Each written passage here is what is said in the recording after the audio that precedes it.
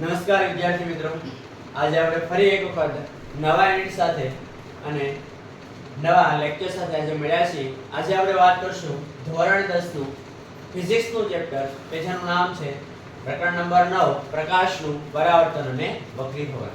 આ યુનિટની અંદર જો આગળ ચર્ચા કરીએ તો વિદ્યાર્થી મિત્રો, આ યુનિટ ધોરણ 10 ની બોર્ડની એક્ઝામમાં કુલ 80 ગુણના પેપરમાં 8 ગુણનું વેટેજ ધરાવે છે. તેમાં બે હેતુલક્ષી પ્રશ્નો હોય છે, જ્યારે 3 માર્કના બે ક્વેશ્ચન હોય છે, યાની કે 3 દુને 6 ગુણ છે એ ડિસ્ક્રિપ્શન લખાણ વાળા પ્રશ્નોના હોય છે, જ્યારે 2 માર્ક છે તે હેતુલક્ષીના હોય છે. વિદ્યાર્થી મિત્રો, આ યુનિટમાંથી ઘણા બધા એવા પ્રશ્નો છે કે જેમાં ઘણા બધા વિદ્યાર્થીઓને તકલીફ રહેતી હોય છે, જેના વિશે આપણે આજે ડિટેલમાં ચર્ચા કરવાના છીએ. દરેક વિદ્યાર્થીઓ ખૂબ સારી રીતે આ લેક્ચરને અંત સુધી નિહાળજો. 100% આ યુનિટમાંથી તમને કોઈ પણ ડાઉટ કે કોઈ પણ પ્રકારની ડિફિકલ્ટી નહીં રહે. આપણે ખૂબ સાદી અને સરળ ભાષામાં આની સમજૂતીને મેળવશું. ચલો વાત કરીએ વિદ્યાર્થી મિત્રો. સૌથી પહેલા તો આ યુનિટની અંદર બે આપણે શબ્દોને સમજવા પડશે. સૌથી પહેલા વાત કરીએ પરાવર્તન. તો વિદ્યાર્થી મિત્રો, પરાવર્તન એટલે શું? પરાવર્તન કોને કહેવાય અને વક્રીભવન કોને કહેવાય? સ્ટેપ બાય સ્ટેપ આપણે સમજતા જશું. સૌથી પહેલા જો વાત કરીએ તો પરાવર્તન એક પ્રકાશી ઘટના છે. આ પ્રકાશી ઘટના એવી ઘટના છે કે જેના કારણે વસ્તુને આપણે જોઈ શકીએ છીએ. આજે તમે મને જોઈ શકો છો વિડિયોઝની માધ્યમથી, કે પછી તમે કોઈ પણ વસ્તુને જોઈ રહ્યા છો. દાખલા તરીકે તમારી પાસે રહેલી પેન, તમારી પાસે રહેલું પુસ્તક કે અન્ય XYZ તમારી આસપાસ જે પણ કોઈ વસ્તુ રહેલી છે, જે વસ્તુને તમે જોઈ શકો છો, એના માટે આ પરાવર્તનની ઘટના છે જે અગત્યની છે, જે આપણે આગળ ડિટેલમાં ચર્ચા કરશું. વિદ્યાર્થી મિત્રો, વક્રીભવન એટલે શું? તો વક્રીભવન એક એવી ઘટના છે કે જે બે માધ્યમોનો તફાવત છે, બે માધ્યમોની પ્રકાશીય ઘનતાનો તફાવત છે, કે જેમાં કોઈ એક માધ્યમ પાતળું માધ્યમ હોય તો પછી કોઈ બીજું માધ્યમ છે એ ઘટ માધ્યમ હોય, ત્યારે જે પ્રકાશ છે થોડું વિચલન કરે છે, આ જે ઘટના છે ને વક્રીભવન કહેવામાં આવે છે. જે પણ આપણા રોજિંદા જીવનમાં અથવા તો આપણી આસપાસ થતી ઘટનાઓ માટે જવાબદાર છે, જે આપણે આગળ ડિટેલમાં વાત કરશું તેના વિશે. વિદ્યાર્થી મિત્રો, પહેલો ટોપિક આપણે આ યુનિટની અંદર ચાલુ કરશું કે પરાવર્તન એટલે શું અને પરાવર્તનના નિયમો. વિદ્યાર્થી મિત્રો, આ પ્રશ્ન 3 માર્કની અંદર 3 માર્કનો સવાલ આ બેઠે બેઠો ને ખૂબ સારો બની શકે એવો છે, એને આપણે ડિટેલમાં ચર્ચા કરીએ. તો પ્રશ્ન કંઈક આવો બનશે: પરાવર્તન એટલે શું અને પરાવર્તનના નિયમો સમજાવો. આ બાબતને શીખતા પહેલા પરાવર્તન કોને કહેવાય એ બાબતને આપણે સમજવું પડે. વિદ્યાર્થી મિત્રો, પરાવર્તન એટલે એની વ્યાખ્યા આપણે લખીએ સૌથી પહેલા કે પરાવર્તનની વ્યાખ્યા શું થાય? તો કે જ્યારે કોઈ સપાટી પર પ્રકાશના કિરણો અથડાઈને પાછા ફરે,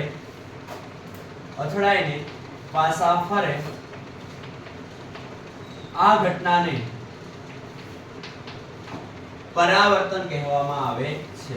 વિદ્યાર્થી મિત્રો, ખૂબ સરળ અને ખૂબ સાદી ભાષામાં વ્યાખ્યાને હું તમને સમજાવવાનો પ્રયત્ન કરું તો કોઈ પણ સપાટી હોય XYZ, કોઈ ખડબચડી સપાટી હોય કે પછી કોઈ નિયમિત સપાટી હોય કે કોઈ લીસી સપાટી હોય, કોઈ પણ સપાટી પરથી જ્યારે પ્રકાશના કિરણો અથડાઈને પાછા ફરતા હોય ત્યારે આ જે ઘટના બને છે પ્રકાશની, જેને આપણે પરાવર્તનની ઘટના કહીએ છીએ. વિદ્યાર્થી મિત્રો, આ ઘટનાને કારણે જ આપણે વસ્તુને જોઈ શકીએ છીએ. આજે તમે મને જોઈ શકો છો એની પાછળનું કારણ છે પરાવર્તનની ઘટના.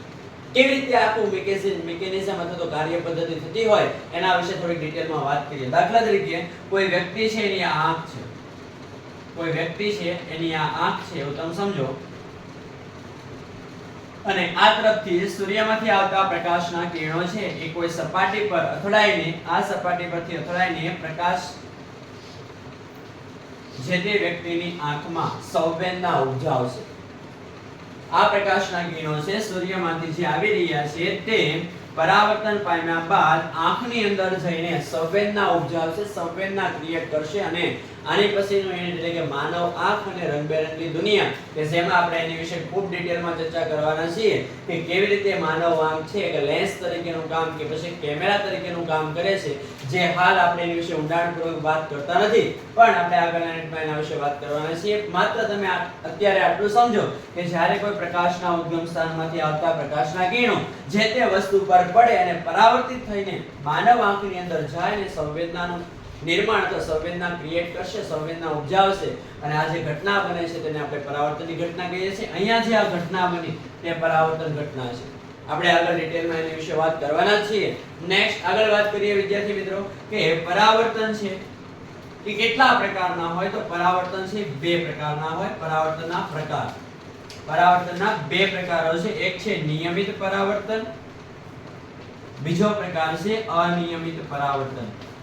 બે બાબતો પરાવર્તનમાં આપણે યાદ રાખવાની છે. એક છે નિયમિત પરાવર્તન, એક છે અનિયમિત પરાવર્તન. એના નામ ઉપરથી જ આપણે એને સમજી શકીએ કે જ્યારે કોઈ પ્રકાશનું કિરણ છે કોઈ નિયમિત સપાટી પર આપાત થતું હોય અને પરાવર્તિત થઈને જતું હોય તો આવા જે પ્રકાશના પરાવર્તનની ઘટના છે એને આપણે નિયમિત પરાવર્તન કહીએ છીએ. અને જ્યારે પ્રકાશનું કોઈ કિરણ છે કોઈ ખરબચડી સપાટી પર આપાત થતું હોય અને ખરબચડી સપાટી પરથી આપાત થઈને કોઈને કોઈ દિશામાં જતું હોય તો આ પ્રકારના પરાવર્તનને આપણે અનિયમિત પરાવર્તન કહીએ છીએ. જો એની નાની અમથી મારે આકૃતિ તમને સમજાવી હોય તો હું અહીંયા તમને સમજાવું. સૌથી પહેલા તો નિયમિત પરાવર્તનની આકૃતિ દોરીને સમજાવું. કોઈ તરફથી આવતા પ્રકાશના કિરણો પરાવર્તિત થઈને આ દિશા તરફ જાય છે.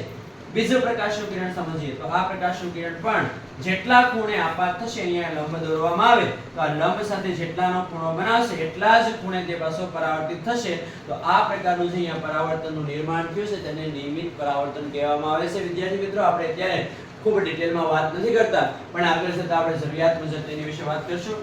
ત્યારબાદ વાત કરીએ વિદ્યાર્થી મિત્રો અનિયમિત પરાવર્તન. અનિયમિત પરાવર્તન એટલે શું? તો કે જ્યારે સપાટી છે અનિયમિત હોય, ખાડા ઢાળવાળી હોય કે પછી ખડબચડી હોય ત્યારે એની ઉપર પ્રકાશનું કિરણ આપાત કરવામાં આવે તો એ આપાત પ્રકાશનું કિરણ છે જેટલા ખૂણે આપાત થશે એટલા ખૂણે પરાવર્તિત થશે. પરંતુ એની સપાટી થોડી આવી રીતની હોય છે એટલે કોઈ પણ દિશા તરફ તેનું પરાવર્તન થશે જે આપણે અહીંયા આકૃતિમાં જોઈ શકીએ છીએ.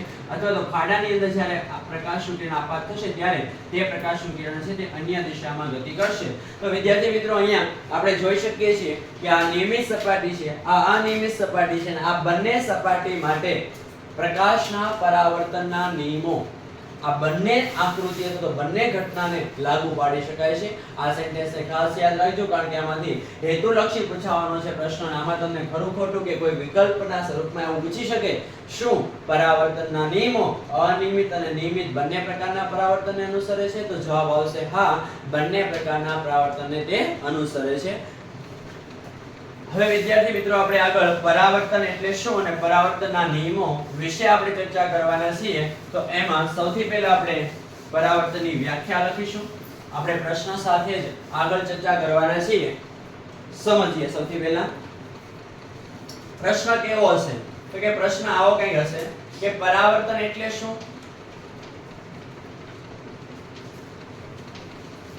પરાવર્તન એટલે શું? પરાવર્તનના નિયમો જણાવો. પરાવર્તનના નિયમો જણાવો.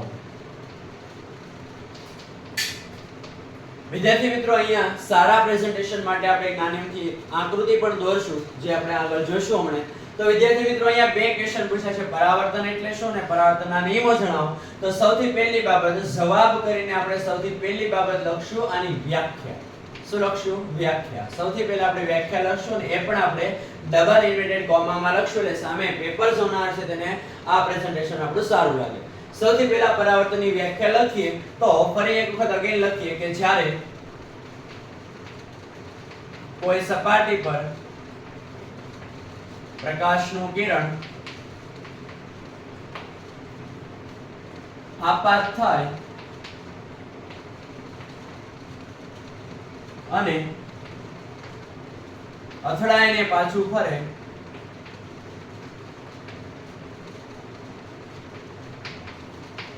તો આ ઘટનાને પ્રકાશનું પરાવર્તન કહે છે. શું કહે છે? પ્રકાશનું પરાવર્તન કહે છે. આ વ્યાખ્યા આપણે બીજી વાર જોઈ વિદ્યાર્થી મિત્રો. કેમ? કારણ કે આ વ્યાખ્યા છે ખૂબ જ કામની છે અને મારી દ્રષ્ટિએ આ પ્રશ્ન છે ખૂબ સારો 3 માર્કમાં પૂછાઈ શકે એવો છે. આગળ વાત કરીએ વિદ્યાર્થી મિત્રો પરાવર્તનના નિયમો અને પરાવર્તનના નિયમોને સમજતા પહેલા આપણે એક નાનકડી આકૃતિને સમજશું. વિદ્યાર્થી મિત્રો આ કોઈ પરાવર્તક સપાટી છે જેની નીચેની સપાટી છે તે રંગેલી છે. કોઈ પ્રકાશનું કિરણ છે કોઈ ખૂણે આના પર આવી રીતે આપાત થઈ રહ્યું છે. આ પ્રકાશનું કિરણ આ બિંદુ પર આપાત થયું છે. ત્યારબાદ આ પ્રકાશનું કિરણ અહીંયા એક લંબ દોરવામાં આવે તો આ પ્રકાશનું કિરણ જેટલા ખૂણે આપાત થયું હશે ને એટલા જ ખૂણે પાછું અહીંથી પરાવર્તિત થશે, એટલા જ ખૂણે અહીંથી પાછું પરાવર્તિત થશે. દાખલા તરીકે હું એવું માનું છું અત્યારે, અથવા તો એક્ઝામ્પલ એવું લઉં છું કે આ ખૂણો 30 નો છે તો આ ખૂણો પણ 30 નો જ બનશે. આ બંને ખૂણાનું મૂલ્ય સમાન હશે. હજી પણ આમાં ડિટેલમાં થોડી ઘણી ચર્ચાઓ કરીએ વિદ્યાર્થી મિત્રો. તો આ જે કિરણ અથડાવવા માટે જઈ રહ્યું છે, અથવા તો આ જે પ્રકાશનું કિરણ છે સપાટીને અથડાવવા માટે જે જાય છે તેને આપણે કહીશું આપાત કિરણ. શું નામ આપશું? આપાત કિરણ.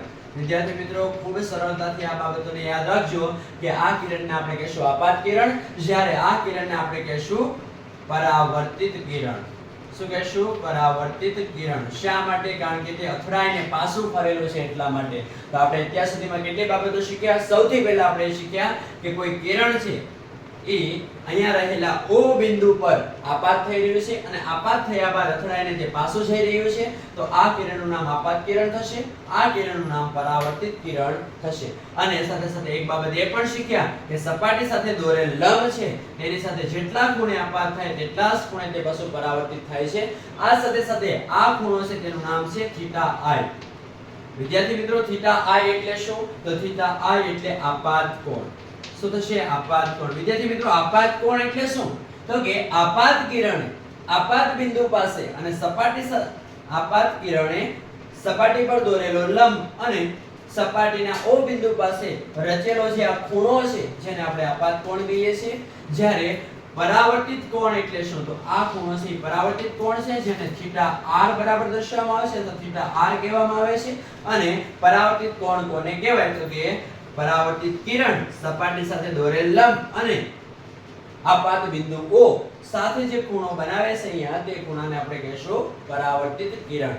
કેટલી બાબતો શીખ્યા? ફરીવાર અગેન કહું છું. આપાત કિરણ શીખ્યા, પરાવર્તિત કિરણ શીખ્યા, ત્યારબાદ થીટા i એટલે કે આપાત કોણ સમજ્યા અને ત્યારબાદ બીજી બાબત પરાવર્તિત કોણ શીખ્યા. યાની કે ચાર બાબતો આકૃતિ ઉપરથી આપણે સમજ્યા. ત્યારબાદ હવે આપણે એના નિયમો વિશે વાત કરીએ વિદ્યાર્થી મિત્રો. તો આપાત કિરણ, પરાવર્તિત કિરણ અને સપાટી સાથે દોરેલ લંબ ત્રણેય એક જ સમતલમાં હોય આવવાનો પહેલો નિયમ છે જેને આપણે અહીં આકૃતિમાં જોઈ શકીએ છીએ. ચલો જોઈએ. સૌથી પહેલા લખવાનું કે આપાત કિરણ, પરાવર્તિત કિરણ અને સપાટી સાથે દોરેલ લંબ, સપાટી સાથે દોરેલ લંબ ત્રણેય એક જ સમતલમાં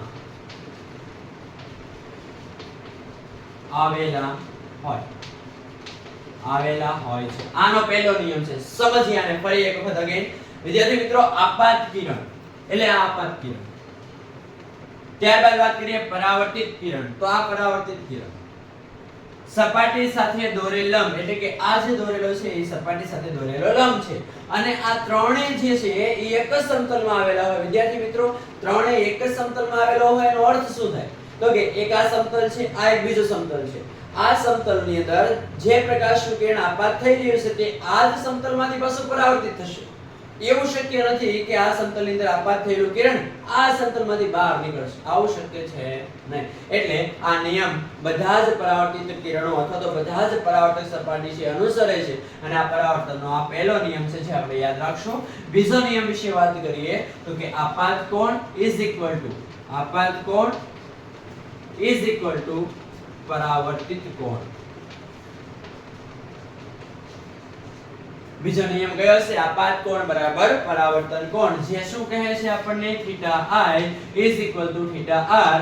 જે સમજાવે છે આપણને કે આપાત કોણનું મૂલ્ય જો 30 નું હોય તો પરાવર્તિત કોણનું મૂલ્ય પણ 30 નું હોય. જો આપાત કોણનું મૂલ્ય 60 નું હોય તો પરાવર્તિત કોણનું મૂલ્ય પણ કેટલું હશે? 60 નું. તો આ બે નિયમો છે વિદ્યાર્થી મિત્રો ખૂબ સરળ અને ખૂબ શાંતિથી આપણે યાદ રાખી શકીએ. તો આમાં કોઈ એવું અઘરું નથી. સિમ્પલ અને સાદી ભાષામાં જો આપણે યાદ રાખીએ તો આપણને યાદ રહે છે. વિદ્યાર્થી મિત્રો આ 3 માર્કનો સવાલ ખૂબ ઈઝીલી આપણને લખી શકીએ છીએ, આપણને યાદ રહે છે એવો છે. ફટાફટ જોઈ લઈએ. પરાવર્તન એટલે શું? પરાવર્તનના નિયમો જણાવો. સૌથી પહેલા એની વ્યાખ્યા લખવી, ડબલ ઇન્વર્ટેડ કોમામાં લખવી.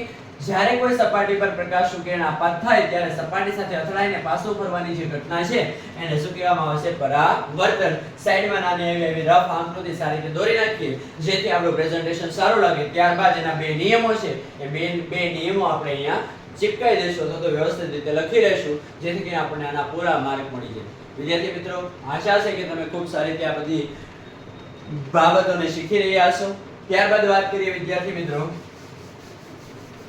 તો હવે પછીનો જે ટોપિક આવે છે અરીસો. કયો ટોપિક આવે છે? અરીસો. વિદ્યાર્થી મિત્રો, અરીસો એટલે શું? તો વિદ્યાર્થી મિત્રો, અરીસાના કુલ ટોટલ બે પ્રકાર છે.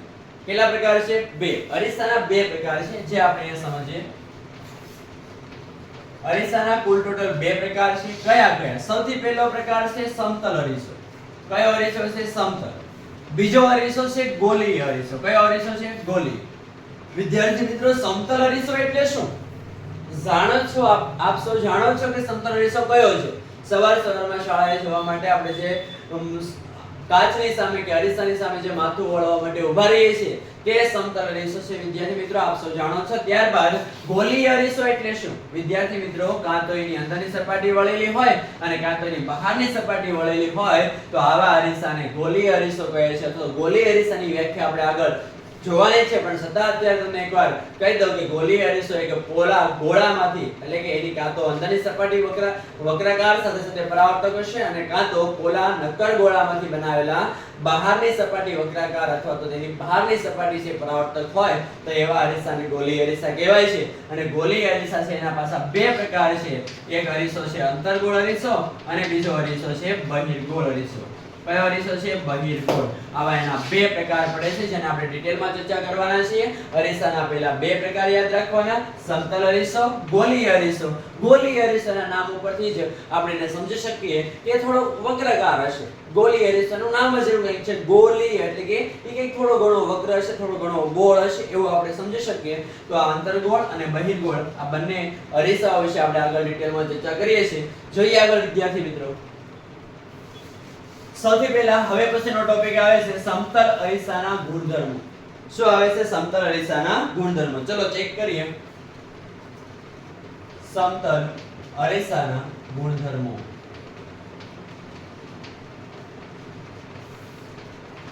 વિદ્યાર્થી મિત્રો, સમતલ અરીસાના ગુણધર્મો પણ એક એવો સવાલ છે બે ગુણની અંદર પૂછાઈ શકે એવો છે. વિદ્યાર્થી મિત્રો, ઘણા બધા ઓવર સ્માર્ટ વિદ્યાર્થીઓ ઈચ્છતા હોય કે વિચારતા હોય સાહેબ આ 2 માર્કનો સવાલ બોર્ડની એક્ઝામમાં થોડો પૂછાશે. પણ તમે સમજો હાલની પરિસ્થિતિ મુજબ કે હાલના ટ્રેન્ડ મુજબ આજે પેપર સેટર છે શું કરે છે કે 3 માર્કનો સવાલ હોય એને 2 માર્ક બે અલગ અલગ ભાગમાં વિભાજિત કરી દે. એક 2 માર્કનો સવાલ બનાવી દે અને એક 1 માર્કનો સવાલ બનાવી દે. આ પ્રકારથી વિભાજિત કરી દે જે વિદ્યાર્થીઓ સમજતા હોય કે આમાંથી તો 3 માર્કના સવાલ પૂછાય છે, 2 માર્કનો સવાલ તૈયાર કરવાનો જ નથી. પણ વિદ્યાર્થી મિત્રો એવું નથી હોતું. આપણે એને કમ્પ્લીટ પહેલી વખત તો તૈયાર કરવા જ પડે. જ્યારે એક્ઝામ નજીક આવે ત્યારે આપણે એક પ્રકારથી તૈયારી કરી શકીએ. હાલ તો મારું સજેશન તમને એવું જ છે કે સૌથી પહેલા તમે 2 માર્ક અને 1 માર્ક અને 3 માર્કના તમામ ક્વેશ્ચનને તૈયાર કરો અને ત્યારબાદ પરીક્ષાલક્ષી તૈયારી આપણે કરી શકીએ. એટલે આ પ્રશ્નને પણ આપણે ઓછો નહીં આકે એને પણ આપણે યાદ રાખવાનો પ્રયત્ન કરશું. ચલો વિદ્યાર્થી મિત્રો, સમતલ અરીસાના ગુણધર્મો. હવે જો આવો ક્વેશ્ચન તમને પૂછાય તો તમે એને આસાની ઈઝીલી આ વિડિયો જોયા બાદ લખી શકશો. પણ વિદ્યાર્થી મિત્રો, ઘણા વિદ્યાર્થીઓના એવા પોઈન્ટ એવા હોય છે નેગેટિવ પોઈન્ટ કે ગુણધર્મો પૂછે તો લખી શકે, પણ જો એને એમ પૂછવામાં આવે કે સમતલ અરીસાની ખાસિયત જણાવો તો પાછી એને તકલીફ પડવા માંડે. અથવા તો સમતલ અરીસાની લાક્ષણિકતા જણાવો તો એને તકલીફ પડે. પણ વિદ્યાર્થી એ નથી સમજતા કે એના ગુણધર્મો કયો તોય ભલે, એને ખાસિયત કયો તોય ભલે, કે પછી એની લાક્ષણિકતા કયો તો પણ ભલે. આ ત્રણ એના જવાબ એક જ આવે. કેમ? કારણ કે આ ત્રણે ત્રણ સમાનાર્થી શબ્દો છે.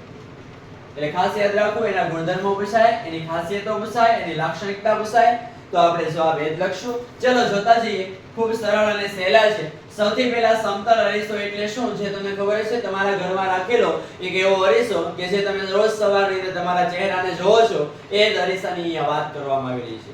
વિદ્યાર્થી મિત્રો, સમતલ અરીસાનો પહેલો ગુણધર્મ કે હર હંમેશ માટે એમાં જે પ્રતિબિંબ મળે આપણને આભાસી અને ચત્તુ મળે. કેવું મળે? આભાસી અને ચત્તુ. વિદ્યાર્થી મિત્રો, તમે અરીસાની સામે જ્યારે ઊભા રહ્યો છો ત્યારે જે પણ તમારું પ્રતિબિંબ એમાં રચાય છે એ કેવું છે? તો કે આભાસી છે.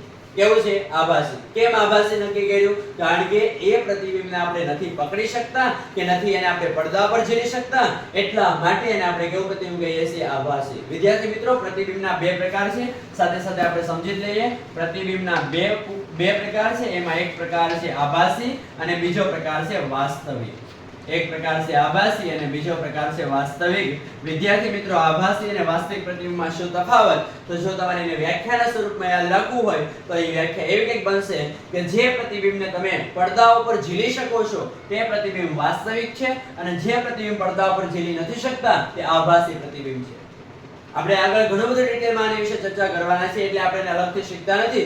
જ્યાં જ્યાં જરૂરિયાતો પડશે ત્યાં આપણે એને પાસે યાદ કરી લેશું. તો આપણે અહીંયા વાત કરતા હતા કે સમતલ અરીસાના જે ગુણધર્મો છે એમાં પહેલો જ એનો મુખ્ય ગુણધર્મ હર હંમેશ માટે તે આભાસી અને ચત્તુ પ્રતિબિંબ આપે છે. આપણે જ્યારે શાળાએ સવારે જવાનું હોય તો પહેલા આપણે તૈયાર થવા માટે અરીસાની સામે ઊભા રહીએ, અને ત્યારે આપણું જે માથું છે, આપણો ચહેરો છે, અરીસાની અંદર જોઈએ ત્યારે આપણો ચહેરો એકદમ સીધો અને વ્યવસ્થિત જેવો હોય એવો જ દેખાય છે, નહીં કે તમારા પગ ઉપર, મુખ નીચે એવું બને છે. ના, આવું બનતું નથી. એનો અર્થ એમ થશે કે તમારું પ્રતિબિંબ કેવું રચાય છે? ચત્તુ. કેવું રચાય છે? ચત્તુ. અને સાથે સાથે અરીસાની અંદરના ભાગમાં હોય છે. તમે એને નથી અડી શકતા, નથી એને સ્પર્શ કરી શકતા કે નથી તમે એને પડદા ઉપર ઝીલી શકતા. તેથી આ પ્રતિબિંબ કેવું હશે? આભાસી હશે. આ પહેલી બાબત, આ પહેલો ગુણધર્મ. બીજી બાબત, વસ્તુને તમે જેટલા અંતરે રાખો, યાની કે વસ્તુ અંતર જેટલું હશે એટલું શું હશે? તેની સામે પ્રતિબિંબ અંતર. શું હશે? પ્રતિબિંબ અંતર. વિદ્યાર્થી મિત્રો, આ ટોપિકને વ્યવસ્થિત સમજજો. હું તમને અહીંયા નાની એમથી પ્રવૃત્તિ સાથે સમજાવવાનો પ્રયત્ન કરું. દાખલા તરીકે આ એક સમતલ અરીસો છે, અને આ સમતલ અરીસાની સામે અહીંયા હું એક મીણબત્તીને રાખું છું. શેને રાખું છું? મીણબત્તી. આ મીણબત્તીનું પ્રતિબિંબ આમાં રચાશે, એટલે ઈ મીણબત્તીનું પ્રતિબિંબ કેટલે રચાશે? મીણબત્તીનું પ્રતિબિંબ કેટલે રચાશે? તો ઈ બાબત કેના પર નિર્ભર છે? તો કે આ આટલું અંતર, દાખલા તરીકે 2 મીટર હોય તો આની અંદરના ભાગમાં, એટલે કે જે અરીસો છે એની અંદરના ભાગમાં 2 મીટર જેટલા અંતરે શું રચાશે? તો કે મીણબત્તી જેટલા જ માપની અહીંયા બાર હશે એટલા જ માપની આપણને તેમાં મીણબત્તીનું પ્રતિબિંબ જોવા મળશે. એટલે આ ઉપરથી આપણે કેવો નિયમ બનાવશું? તો કે બાબત યાદ રાખવાની છે, વસ્તુ અરીસાથી જેટલી દૂર એટલું જ પ્રતિબિંબ અરીસાની અંદર એટલું દૂર. આનું જો પ્રેક્ટિકલી તમારે ઉદાહરણ સમજવું હોય તો સવારમાં તમારે અરીસાની સામે ઊભું રહેવું. અરીસાની સામે જેટલા તમે નજીક જતા જશો એમ પ્રતિબિંબ નજીક આવતું જશે. તમે અરીસાથી દૂર જતા જશો એમ પ્રતિબિંબ પણ અરીસાની અંદર દૂર જતું જશે. એટલે વસ્તુ જેટલા અંતરે રાખવામાં આવે એટલા જ અંતરે એમાં પ્રતિબિંબ જોવા મળે છે. આ બીજો બાબત. ત્યારબાદ ત્રીજી બાબત, વસ્તુના કદ જેવડું અથવા તો વસ્તુના પરિમાણ જેટલું જ તેમાં પ્રતિબિંબનું પરિમાણ જોવા મળે છે. પરિમાણ જોવા મળે છે. દાખલા તરીકે તમે જ્યારે અરીસાની સામે ઊભા રહ્યો છો ત્યારે તમારું મુખ જેવડું હોય એવડું જ પ્રતિબિંબ અંદર જોવા મળે, નહીં કે તમારો ચહેરો મોટો દેખાય, નહીં કે તમારો ચહેરો નાનો દેખાય. દાખલા તરીકે આ ચોક છે, આ ચોકની હું સમતલ અરીસાની સામે રાખીશ તો આ ચોકનું જેવડું કદ છે ને એવડું જ કદ મને સમતલ અરીસામાં જોવા મળશે. અને આ બધી બાબતો તમે પ્રેક્ટિકલી યાદ રાખી શકો એમ છો. જોઈએ આગળ ચોથો ટોપિક અને મહત્વનો ટોપિક, પાર્શ્વીય વ્યુત્ક્રમણ. પાર્શ્વીય વ્યુત્ક્રમણ. આ ટોપિક શું સમજાવવા માંગે છે? વિદ્યાર્થી મિત્રો, એક જાદુની વાત કરું તમને તો કે જ્યારે આપણે અરીસાની સામે ડાબા હાથને ઊંચો કરીએ છીએ ત્યારે અરીસાની અંદર જમણો હાથ ઉપર થયેલો જોવા મળે છે. વિદ્યાર્થી મિત્રો, આ કોઈ જાદુ નથી. અહીંયા આ એક ફિઝિક્સનો નિયમ કે ફિઝિક્સનો રૂલ છે કે જે આપણે જાણતા નથી, ક્યારે આપણે એના વિશે વિચારતા નથી. વિદ્યાર્થી મિત્રો, જો આપણે અરીસાની સામે ઊભા રહીને નિરીક્ષણ કરીએ તો મારી ડાબી બાજુનું છે પણ ખીચું છે અથવા તો ડાબી તરફ રહેલું છે મારું ખીચું છે શર્ટનું, તે મને અરીસાની અંદર જમણી બાજુ જોવા મળશે. દાખલા તરીકે હું મારા જમણા કાનને પકડીશ તો મને એમાં ડાબા કાનને પકડેલો જોવા મળશે. તમારી પેથી ડાબી બાજુ છે વાળની તો એ જમણી બાજુ જોવા મળશે.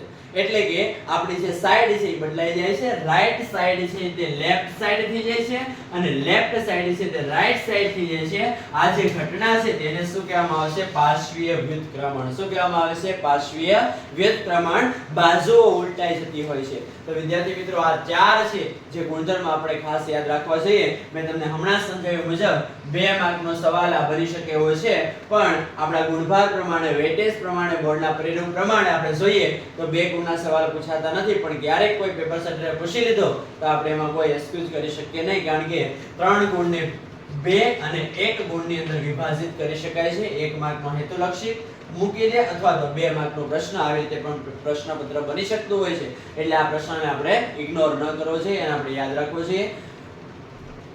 નેક્સ્ટ વિદ્યાર્થી મિત્રો આપણે આગળ જશું ગોલીય અરીસા પર. શેના પર જશું? ગોલીય અરીસા પર. ગોલીય અરીસો શું છે અથવા તો ગોલીય અરીસાના કેટલા પ્રકારો છે જે આપણે હમણાં જ વર્ગીકૃત કરીને સમજ્યા હતા કે ગોલીય અરીસા છે એના 2 પ્રકાર છે. એમાં જે પહેલો પ્રકાર છે તે અંતર્ગોળ અરીસો અને બીજો પ્રકાર છે બહિર્ગોળ અરીસો. ચલો એને ડિટેલમાં સમજીએ વિદ્યાર્થી મિત્રો.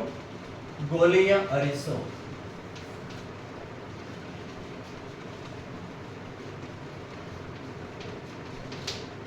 ગોલીય અરીસો કોને કહેવાય? 1 માર્કની વ્યાખ્યા, 1 માર્કનો હેતુલક્ષી પ્રશ્ન અહીંથી બની જાય કે ગોલીય અરીસો કે જે એક પોલા નક્કર ગોળામાંથી, એક પોલા નક્કર અંદરના ભાગમાંથી ખાલી છે.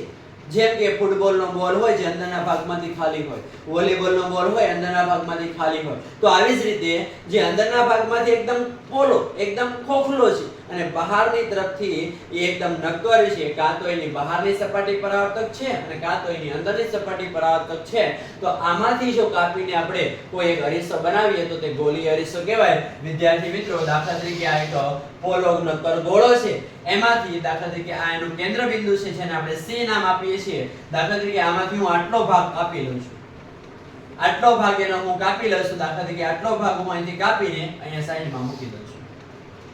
આ એનું બિંદુ C છે, અહીંયા આ બિંદુ C અહીંયા આવી જશે અને આ જે અરીસાનું નિર્માણ થયું છે, જો એ અરીસાની અંદરની સપાટી પરાવર્તક અને બહારની જે આ સપાટી છે તે રંગેલી હશે વિદ્યાર્થી મિત્રો, તો જે આ અરીસો બની ગયો છે તે અરીસો અંતર્ગોળ અરીસો બની ગયો. કયો અરીસો બની ગયો? અંતર્ગોળ. અને જો વિદ્યાર્થી મિત્રો હું આટલો ભાગ કાપીને મૂકીશ, દાખલા તરીકે આટલો ભાગ અહીંથી હું કાપી લઉં અને આટલા ભાગને હું અહીંયા મૂકું અને આ ભાગ છે એનો જો અંદરનો ભાગ છે ઈ રંગેલો હોય અને બહારનો ભાગ છે જો આ ભાગ બહારનો પરાવર્તક હોય તો આ અરીસો બની જશે બહિર્ગોળ. કયો અરીસો બની જશે? બહિર્ગોળ. જ્યારે આ અરીસો કયો હતો? અંતર્ગોળ. કયો અરીસો બની ગયો? અંતર્ગોળ. આ બંને વચ્ચે તફાવત શું છે? તો કે એની પરાવર્તક સપાટી અને વક્રાકાર સપાટીમાં માત્ર તફાવત છે વિદ્યાર્થી મિત્રો, કે જો કોઈ અરીસો અંદરની તરફથી વક્રાકાર છે અને અંદરની તરફથી પરાવર્તક છે તો આ અરીસાને કહેવાય અંતર્ગોળ અરીસો. જો કોઈ અરીસો છે બહારની તરફથી વક્રાકાર છે અને બહારની તરફથી પરાવર્તક છે અથવા તો અંદરની તરફથી રંગેલો છે, આવા શબ્દો પણ આપણે વાપરી શકીએ, તો આ અરીસાને આપણે શું કહી શકશું? બહિર્ગોળ અરીસો. શું કહીશું? બહિર્ગોળ અરીસો. વિદ્યાર્થી મિત્રો ગોલીય અરીસાના 2 પ્રકાર છે, અંતર્ગોળ અને બહિર્ગોળ, જેની વિશે આપણે વાત કરી. હવે વિદ્યાર્થી મિત્રો આપણે આગળ વધીએ છીએ અને ખૂબ મહત્વના ટોપિક તરફ જઈએ છીએ કે ગોલીય અરીસાની અંદર જે મહત્વના પદો અથવા તો મહત્વના જે પદ છે એની વિશે આપણે ચર્ચા કરવાની છે. ચલો સમજીએ. ગોલીય અરીસામાં મહત્વના પદો કયા કયા છે? તો સૌથી પહેલા વિદ્યાર્થી મિત્રો આપણે એક અરીસાનું ઉદાહરણ લઈએ. દાખલા તરીકે હું એક અહીં અરીસો દોરું છું, જે અરીસો છે અંતર્ગોળ. કયો અરીસો દોરું છું? અંતર્ગોળ. શા માટે અંતર્ગોળ અરીસો છે? કારણ કે આ અરીસાની અંદરની સપાટી કેવી છે? પરાવર્તક અને બહારની સપાટી કેવી છે? રંગેલી. આમાંથી પસાર થતી એક એવી અક્ષ હશે જેની વિશે આપણે હમણાં ડિટેલમાં ચર્ચા કરવાના છીએ. તમે પાઠ્યપુસ્તકમાં આવા કિરણાકૃતિઓ ઘણી બધી જોઈ હશે, ઘણો બધો ડર પણ લાગતો હશે, પણ એકદમ સરળ છે, ચિંતા કરવાની કોઈ જરૂરિયાત નથી વિદ્યાર્થી મિત્રો. સૌથી પહેલા એમાં રહેલા પદો વિશે વાત કરતા છીએ તો સૌથી પહેલું પદ આવશે ધ્રુવ પી. કયો પદ આવશે? ધ્રુવ પી. વિદ્યાર્થી મિત્રો આમાંથી ધ્રુવ પી ને મારે ક્યાં મૂકવું?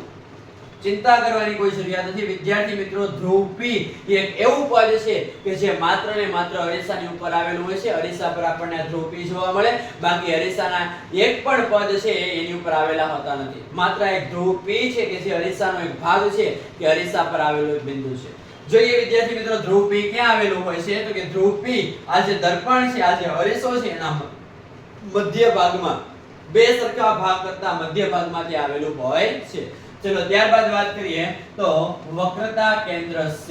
મહત્વના જે પદ છે એની વિશે પહેલા વાત કરી લઈએ. વક્રતા કેન્દ્ર C. વક્રતા કેન્દ્ર C એટલે શું? હમણાં જ આપણે આના વિશે વાત કરી હતી કે એક આ જે અરીસો છે એ શેમાંથી બનાવવામાં આવ્યો? તો કે આ અરીસો છે એ તો સર આપણે એક ગોળામાંથી બનાવ્યો. શેમાંથી બનાવ્યો? ગોળામાંથી. અને આ ગોળો છે એનું કોઈ કેન્દ્ર હોય. શું હોય? કેન્દ્ર. અને એને આપણે C નામ આપ્યું હતું. યાદ છે? તો કે આ જે ગોળો છે એનું જે કેન્દ્ર C છે ત્યાંથી લઈને એના કોઈ બિંદુ સુધી, ગણિતમાં આવું તમને શીખવવામાં આવ્યું છે તો કે ભાઈ કેન્દ્રથી લઈને કેન્દ્ર બિંદુથી લઈને એના કોઈ વર્તુળના કોઈ પણ એક અંત્ય બિંદુ સુધીનું જે અંતર છે એને ત્રિજ્યા કહેવામાં આવે. શું કહેવામાં આવે? ત્રિજ્યા. અને આ જે વર્તુળનું કેન્દ્ર છે એ અરીસા માટે શું બની જશે? વક્રતા કેન્દ્ર C. શું બની જશે? વક્રતા કેન્દ્ર C. કેટલા પદોને આપણે શીખ્યા? સૌથી પહેલા શીખ્યા ધ્રુવ P. ધ્રુવ P ક્યાં આવેલું હોય? અરીસાની એક્ઝેક્ટ મધ્યમાં, અરીસાની ઉપર, અરીસાનો એક ભાગ છે. ત્યારબાદ વાત કરીએ વક્રતા કેન્દ્ર C કે જે શું હતું કે તો કે જે ગોળામાંથી આ અરીસાને કાપવામાં આવ્યો છે, બનાવવામાં આવ્યો છે તેનું આ કેન્દ્ર છે જેને આપણે કહીએ છીએ વક્રતા કેન્દ્ર C. ત્યારબાદ વાત કરીએ C થી લઈને P સુધીનું જે અંતર છે, આટલું અંતર જેને આપણે કહેશું વક્રતા ત્રિજ્યા. શું કહેશું? વક્રતા ત્રિજ્યા. આપણે એ સાઈડમાં લખતા જઈએ વક્રતા ત્રિજ્યા R. શું કહેશું એને? વક્રતા ત્રિજ્યા R. કેમ? કારણ કે આપણે જાણીએ છીએ ધોરણ 6 થી આ બાબત શીખતા આવીએ છીએ કે કોઈ પણ વર્તુળના કેન્દ્રથી લઈને એના અંત્ય બિંદુ સુધીનું, એટલે કે વર્તુળના કોઈ બિંદુ સુધીનું જે અંતર છે એને આપણે ત્રિજ્યા વડે ઓળખીએ છીએ અને તેને R વડે આપણે દર્શાવતા હતા. વિદ્યાર્થી મિત્રો, હવે આગળ વાત કરીએ. આ જે દર્પણ છે એનું નામ છે MN. જેમ કે મારું નામ શૈલેષભાઈ, એવી રીતે આનું નામ પણ કે MN. શું નામ છે? MN. તો દર્પણમુખ MN એનું શું નામ? એનું શું છે? આ નામ છે. શું છે? એનું નામ છે. ત્યારબાદ વાત કરીએ વિદ્યાર્થી મિત્રો ખૂબ જ અગત્યનું એક બિંદુ કે જેનું નામ છે મુખ્ય કેન્દ્ર F. મુખ્ય કેન્દ્ર F. આમાં આપણે લોચા મારતા હોઈએ ક્યાં મુખ્ય કેન્દ્ર F ને મૂકવું અથવા તો કેટલા અંતરે મૂકવું. તમારી કિરણાકૃતિ સ્પષ્ટ ન દોરાતી હોય, તમારા પ્રતિબિંબ એક્ઝેક્ટ સ્થાને ન મળતા હોય, વિદ્યાર્થી મિત્રો એક જ ભૂલ છે મુખ્ય કેન્દ્ર F નું સ્થાન.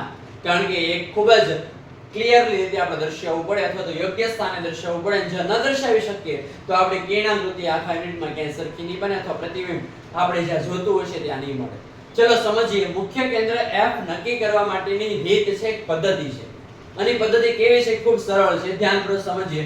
વિદ્યાર્થી મિત્રો, અહીંયા સૂર્ય છે. આ શું છે? સૂર્ય. સૂર્યની સામે આ અરીસો છે એને ઊંચો કરીને અહીંયા મૂકી દઉં છું. એવું તમે સમજો તો આ અરીસાને અહીંયા ઊંચો કરીને મૂકી દીધો. દાખલા તરીકે અહીંયા શું હતું? ધ્રુવ P. અને પાછળની તરફથી એને શું કરેલો છે? રંગેલો છે.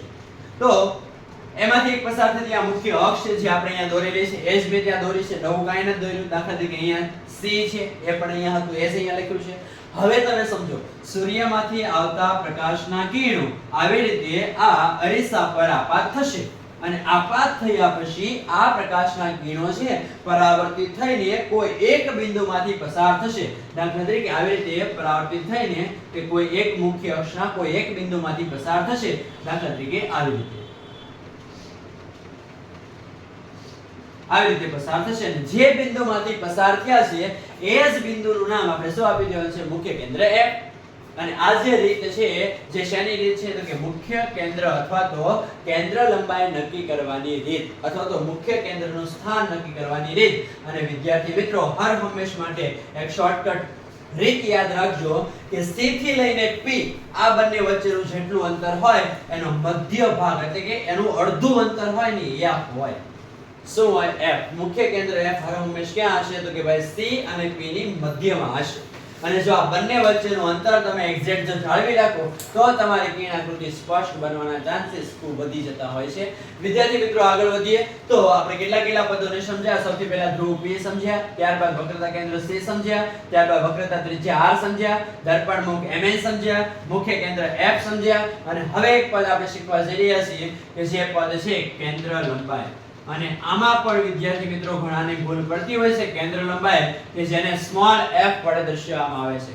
કેન્દ્ર લંબાઈ એટલે વળી શું વિદ્યાર્થી મિત્રો? તો કે આ મુખ્ય કેન્દ્ર F થી લઈને ધ્રુવ P સુધીનું જે અંતર છે એને કેન્દ્ર લંબાઈ કહેવામાં આવે છે. અને આપણે આ યુનિટની અંદર માત્ર એવા દર્પણોની જ વાત કરવાની છે કે જેની કેન્દ્ર લંબાઈ દર્પણ કરતા કેવી હશે? નાની. કેવી હશે? નાની. એટલે કે નાના દર્પણ મુખવાળા અરીસાની જ ચર્ચા આપણે આ યુનિટમાં કરવાની છે. મોટા દર્પણ મુખવાળા અરીસાની ચર્ચાઓ તમારે આગળ 11-12 સાયન્સના ફિઝિક્સ વિષયમાં તમારે આગળ કરવાની રહેશે. આપણે હાલ આ યુનિટની અંદર આટલી બાબતોને શીખવાની છે કે નાના દર્પણ મુખવાળા અરીસા વિશે આપણે ચર્ચાઓ કરવાના છે. વિદ્યાર્થી મિત્રો, કેન્દ્ર લંબાઈ એટલે શું? મેં તમને હમણાં સમજાવ્યું મુજબ F થી લઈને P સુધીનું અંતર છે તેને આપણે શું કહીએ છીએ? કેન્દ્ર લંબાઈ, જેને સ્મોલ f વડે દર્શાવવામાં આવે છે. અને આના જ ઉપરથી એક સંબંધ પ્રસ્થાપિત થાય છે r 2f. કયો સંબંધ પ્રસ્થાપિત થાય છે? r 2f, કે જેમાં r છે એ શું બતાવે છે આપણને? વક્રતા ત્રિજ્યા. જ્યારે f શું દર્શાવે છે આપણને? કેન્દ્ર લંબાઈ. શું દર્શાવે છે? કેન્દ્ર લંબાઈ. વિદ્યાર્થી મિત્રો, આટલું જે અંતર છે એને કેન્દ્ર લંબાઈ કહેવાય છે. અને આપણે સૌ જાણીએ છીએ આ સંબંધ જો મારે ફાઇન્ડ કરવો હોય, આ સંબંધને જો મારે સાબિત કરવો હોય, કેમ કરી શકાય? જો અહીં ધ્યાન આપો. સૌથી પહેલા તો આ બિંદુ છે ત્યાંથી આ બિંદુ એટલે કે C અને P, આ કુલ અંતર. C અને P આ એનું કુલ અંતર થશે. અને C અને P બરાબર C થી F વત્તા F થી P. થોડું ઘણું ગણિત આવડતું એટલે આ સંબંધ હમણાં સાબિત થઈ જાય. ચલો, C થી P નું અંતર છે કુલ છે. અને કુલ અંતર બરાબર આપણે શું લઈએ છીએ? r. શું લઈએ છીએ? r. તો હું અહીંયા CP બરાબર r મૂકી દઉં તો કે હા. ત્યારબાદ C થી F વચ્ચેનું અંતર છે એને આપણે કઈ વડે દર્શાવીશું? નહીં. પણ આપણને ખબર તો છે જ કે આટલું જેટલું અંતર હશે એટલું જ અંતર આ હશે. અને આ અંતર બરાબર આપણે શું લઈએ છીએ? f. તો કે આ અંતર બરાબર સ્મોલ f અને આ અંતર બરાબર સ્મોલ f. એટલે કે C થી F નું અંતર આપણે f દર્શાવશું અને F થી P એટલે કે આટલું અંતર છે એ પણ f વડે દર્શાવશું. એટલે r 2f. આ સંબંધ આપણો અહીંયા સાબિત થશે. વિદ્યાર્થી મિત્રો, આ સંબંધ ઉપરથી તમારે યાદ શું રાખવાનું છે? યાદ એવું રાખવું પડશે કે C થી P વચ્ચેનું જે અંતર છે એને r વડે ઓળખાય છે અને વક્રતા ત્રિજ્યા કહેવાય છે. અને એનો અડધો ભાગ એટલે કે ત્રિજ્યાને જો આપણે અડધી કરીએ અને જે બિંદુ મળે ત્યાં આપણે મુખ્ય કેન્દ્ર F ને દર્શાવવાનું રહેશે. જો આ F છે આ બાજુ જતો રહ્યો, જો આ F છે આ બાજુ આવતો રહ્યો, તો તમારી કિરણાકૃતિ છે સ્પષ્ટ નહીં બને અથવા તમારું પ્રતિબિંબ છે યોગ્ય જગ્યા પર નહીં મળે. એટલે વિદ્યાર્થી મિત્રો, આ એક 3 માર્કનો સવાલ એક સારામાં સારો અહીંથી બની શકે એવો છે કે ગોલીય અરીસા માટે ના મહત્વના પદોને સમજાવો. અને આની સિવાય પણ એક મહત્વનું પદ એવું પણ છે કે જે તમે યાદ રાખજો, જેનું નામ છે પેરેક્સિયલ કિરણો, જે આપણે આકૃતિની અંદર કિરણો દોરીને સમજવા પડશે. ચલો સમજીએ. વિદ્યાર્થી મિત્રો, આ છે આપણું દર્પણ, આ છે આપણો અરીસો. જ્યારે પ્રકાશનું કિરણ, આ છે મુખ્ય અક્ષ, મુખ્ય અક્ષને સમાંતર જ્યારે આપાત થાય અરીસા પર, નીચે અને ઉપર બંને તરફ હું દર્શાવું છું. જ્યારે પ્રકાશનું કિરણ આ અરીસાની મુખ્ય અક્ષને સમાંતર આપાત થતું હોય ત્યારે એ પ્રકાશનું કિરણ છે પરાવર્તિત થઈને F માંથી પસાર થશે. ક્યાંથી પસાર થશે? F માંથી પસાર થશે. આ બિંદુમાંથી પસાર થશે. અને આ જે મુખ્ય અક્ષને સમાંતર જે પ્રકાશના કિરણો આવ્યા છે તેને આપણે કહેશું પેરેક્સિયલ કિરણો. શું કહેશું? પેરેક્સિયલ કિરણો. અને આ કિરણો છે કે જે મુખ્ય અક્ષને સમાંતર આવતા હોય છે. વિદ્યાર્થી મિત્રો, કુલ ટોટલ આપણે 7 થી લઈને 8 જેટલા પદોને સમજ્યા છીએ, જે પદોને આપણે ખૂબ યાદ રાખવાની જરૂરિયાત છે. કારણ કે આમાંથી એક એવો ક્વેશ્ચન આરામથી બની જાય, ઈઝીલી બની જાય કે ગોલીય અરીસા માટે અથવા તો અંતર્ગોળ કે બહિર્ગોળ અરીસા માટે મહત્વના પદોને સમજાવો. ત્યારે આપણે આ આકૃતિ સાથે એ બધાની વ્યાખ્યા, બધાની સમજૂતી, બધાની સંજ્ઞા સાથે આપણે એને દર્શાવવાની રહેશે. અને આ સંબંધ પણ આપણે અહીંયા જે હમણાં સમજ્યા હતા, r 2f, કે જ્યાં r છે વક્રતા ત્રિજ્યા અને f છે તે કેન્દ્ર લંબાઈ, તે સંબંધ પણ આપણે દર્શાવવો પડશે.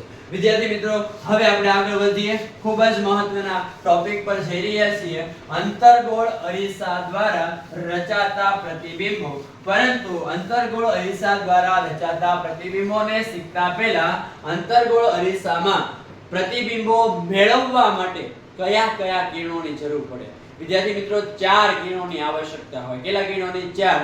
લેન્સ માટે 3 કિરણો છે અને અરીસા માટે 4 કિરણો છે. ચલો સમજીએ. સૌથી પહેલા એ ટોપિક કેવો છે અથવા તો એ ક્વેશ્ચન કેવી રીતે બની શકે? તો કે અંતર્ગોળ અરીસા માટે, હવે આપણે પહેલા અંતર્ગોળ અરીસાની વાત કરશું, પછી બહિર્ગોળ અરીસાની વાત કરશું, બરાબર ને? અંતર્ગોળ અરીસા માટે, અંતર્ગોળ અરીસામાં રચાતા પ્રતિબિંબો માટેની કિરણાકૃતિ દોરવા માટે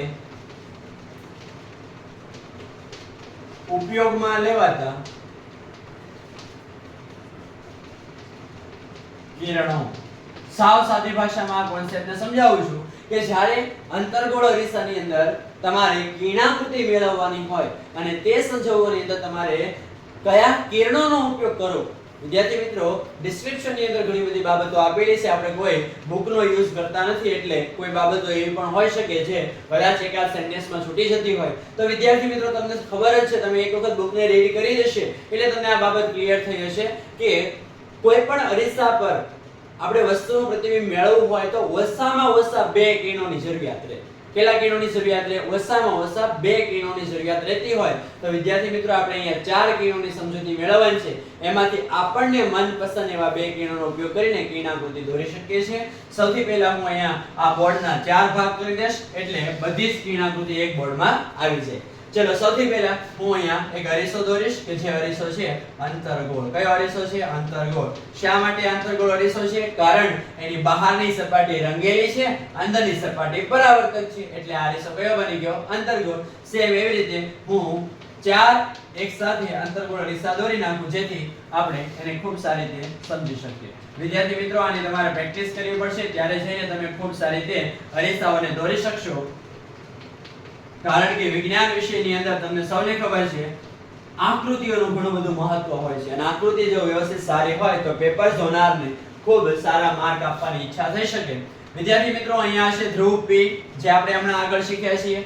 અહીંયા હશે ધ્રુવ P, અહીંયા હશે F, અહીંયા હશે F, અહીંયા હશે C જે આપણે જાણીએ છીએ. ત્યારબાદ આ કિસ્સામાં પણ સેમ આવી રીતે હશે. અહીંયા હશે ધ્રુવ P, અહીંયા હશે F મુખ્ય કેન્દ્ર F, અહીંયા હશે વક્રતા કેન્દ્ર C. નીચેની આકૃતિમાં આપણે આગળ દર્શાવશું. ચલો વાત કરીએ. સૌથી પહેલું કિરણ આપણે લઈએ છીએ જ્યારે મુખ્ય અક્ષને સમાંતર પ્રકાશનું કિરણ આવતું હોય તો આવા સંજોગોમાં પ્રકાશનું કિરણ F માંથી પસાર થઈને આગળ વધશે. અહીંયા બેઠેલા વિદ્યાર્થી મિત્રો પણ સમજશે કે પ્રકાશનું કિરણ છે જ્યારે મુખ્ય અક્ષને સમાંતર અરીસા પર આપાત થશે ત્યારે પ્રકાશનું કિરણ છે તે F માંથી પસાર થઈને આગળ જશે, જેની કિરણાકૃતિ આગળ પણ આપણે સમજ્યા હતા. ફરી એક વખત અગેન આપણે યાદ રાખશું કે ગમે ત્યારે અથવા તો હર એક રોજ અથવા તો દરેક કન્ડિશનની અંદર જ્યારે અંતર્ગોળ અરીસાની સામે પ્રકાશનું કિરણ અનંત અંતરેથી આવતું હોય ત્યારે પ્રકાશનું કિરણ F માંથી જ પસાર થશે. ત્યારબાદ વાત કરીએ, જો પ્રકાશનું કિરણ આપણે F માંથી પસાર કરીએ, ક્યાંથી પસાર કરીએ? F માંથી, ત્યારે પ્રકાશનું કિરણ મુખ્ય અક્ષને સમાંતર પરાવર્તિત થશે. વિદ્યાર્થી મિત્રો, સ્કેલનો અભાવ છે એટલે તમે સમજવાનો પ્રયત્ન કરજો કે જ્યારે પ્રકાશનું કિરણ અનંત અંતરેથી આવતું હોય મુખ્ય અક્ષને સમાંતર ત્યારે F માંથી પસાર થાય અને જ્યારે પ્રકાશનું કિરણ F માંથી પસાર કરીએ ત્યારે પ્રકાશનું કિરણ પરાવર્તિત થઈને મુખ્ય અક્ષને સમાંતર પાછું પરાવર્તિત થઈને આગળ વધશે. વિદ્યાર્થી મિત્રો, આ બે કિરણો છે જે આપણે સમજી ગયા છીએ. હવે આપણે આગળ વાત કરશું ત્રીજા કિરણની અને એની વાત કરતા પહેલા આપણે આનું થોડુંક નામ નિર્દેશન કરી દઈએ. વિદ્યાર્થી મિત્રો, ત્રીજું કિરણ આપણે લેવાનું છે C માંથી આપાત થતું હોય એવું કિરણ. કયું કિરણ? C માંથી. અને C માંથી પ્રકાશનું કિરણ જે આપાત થતું હશે તે પ્રકાશનું કિરણ C માંથી જ પાછું પરાવર્તિત થઈને આગળ વધશે, કારણ કે તે અહીંયા લંબ રૂપે આપાત થાય છે. કયા રૂપે આપાત થાય છે? લંબ રૂપે. એટલે પ્રકાશનું કિરણ જ્યારે C પરથી આપાત કરવામાં આવે ત્યારે વક્રતા કેન્દ્ર C માંથી જ પાછું પરાવર્તિત થશે.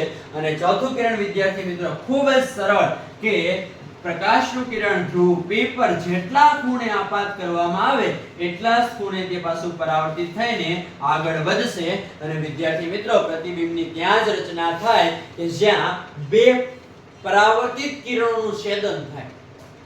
જ્યાં બે પ્રકાશના કિરણો પરાવર્તિત થયા બાદ ભેગા થાય ત્યાં જ પ્રકાશનું પ્રતિબિંબની રચના થાય. એટલે વિદ્યાર્થી મિત્રો, આપણે આ 4 કિરણાકૃતિનો ઉપયોગ કરીને નેક્સ્ટ લેક્ચરની અંદર આપણે કુલ 6 પ્રકારની અંતર્ગોળ અરીસા માટે અને બહિર્ગોળ અરીસા માટે કુલ 2 પ્રકારની કિરણાકૃતિ સાથે સાથે અંતર્ગોળ અરીસાના ઉપયોગો નેક્સ્ટ લેક્ચરની અંદર આપણે આ બાબતોને શીખશું. તો આ સાથે મળીએ છીએ નેક્સ્ટ લેક્ચરમાં. Thank you.